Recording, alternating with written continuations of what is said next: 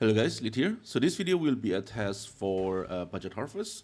I think I will make a separate video for the high budget one because I think the approach is very different than the budget one.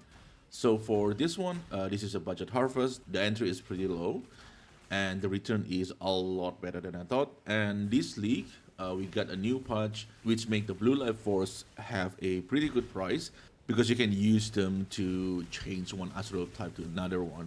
But I think the prices already go down. The highest price is still remain the yellow life force, but the blue life force have a better price than before. And then the cheapest one is the purple life force. And another thing that are different on this league is a Mirage mechanic. It can duplicate the harvest, and when Mirage duplicate harvest, it can add a new Mirage monster inside the harvest. They do drop quite a lot of life force, and they drop a special currency this league, which is a crystallite rancor. This new mechanic basically make it not really good for crop rotation because crop rotation doesn't seem to be able to spawn that special monster. So crop rotation this league is not very good. Although with the price gap getting bigger, maybe crop rotation can be a choice, but on this one I just want to make it simple. Since this is a budget strategy, so we're just going to go with something that are very simple, something that everyone can replicate. So I'm doing 50 map tasks, and first let's go through all the setup. For the map, I'm using T6 and 8 mod. You can buy this on trade site or you can farm it yourself. The price on trade site is around 5 to 10C, depending on the time of the day. There is another options for the map, which is originator with a high pass size, but that one is pretty expensive. It can range from like 30C up to like 90C, so I don't think it's fit for the budget versions. And for the map itself, I'm running on Spiritual. I don't know how you spell this one, but Spiritual is a map that separates into two sections, and any mechanic always spawn on the first sections, and that first section is actually pretty small, so it's very fast to find the harvest.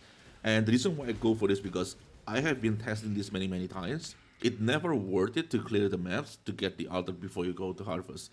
The only exceptions, if you have a very fast build that have very good coverage, for example like bow character, because that will allow you to clear the map really fast. But if you do not have that kind of build, clearing the entire map while chasing altar is a waste of time. It easily can double your map time, and I guarantee you, you will not double your life force. So how I run the map is just go inside the map, open the daily miller, go straight to the harvest. If I get altar, good. If not, doesn't matter. I go into the harvest, do the harvest, go to the Mirage, and do the harvest on the Mirage, and I get out. So the map is really fast. So the map is pretty fast. I mean, the time will be depending on like how much plot you have, and do you have bosses or not, because harvest boss have phases, so it always going to take more time, but generally speaking, the map will be pretty fast. As for the scarabs, I'm using Harvest Scrap of Doubling. This will double the amount of life force you get, but also increase the Harvest Monster life by 100%. And the second scrap that we use is Scrap of Monster Lineage. This will give you 40% magic pack size, and this also going to apply to the Harvest Monster. And the more pack size you have on Harvest, you have a bigger chance to duplicate the monster that spawn from Harvest. And for the last two slot, I'm using Sacrificial Fragments. This will give you 5% quantity on your maps. The more quantity you have, the more life force you're going to get. As for the passive tree, this is passive tree I'm running, and we are basically taking all the harvest nodes. And on this one, I'm blocking the purple life force, but after seeing the price, we probably should block the blue life force too, because the price gap between the blue and the yellow start to widen. So the price of the yellow life force now is just a lot better than every other life force.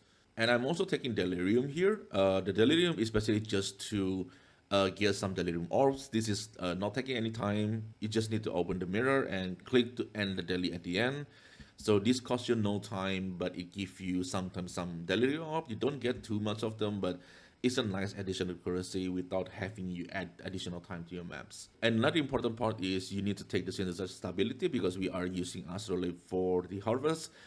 It's just an extra bonus for the monster, life force, and everything, so it's just a no-brainer to use the Astrolabe. And as for the altars, I'm using blue altars, and there is also an argument to be made where you're going to just take the minimal amount that you need for the altars. For example, like this 4 node over here, this 2 node over here.